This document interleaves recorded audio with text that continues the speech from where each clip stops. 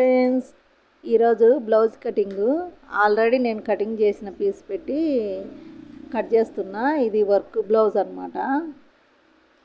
ఇది చాలా జాగ్రత్తగా కట్ చేసుకోవాలి. కొంచెం ఎక్కువ కట్ చేసుకొని తర్వాత కుట్టినాక అవుట్లైన్ కుట్లు వేసినాక మొత్తం మళ్ళీ సేవ్ చేసుకోవాలన్నమాట. మొత్తం కట్ చేసుకోవాలి. అందుకని ఎక్స్ట్రా పెట్టేసి కట్ చేస్తున్నా.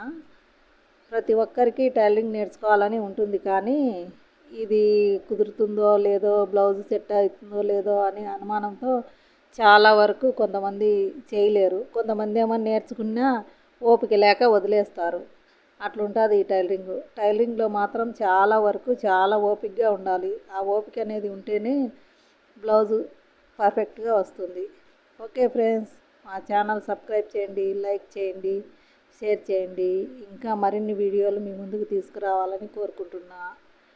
బాయ్.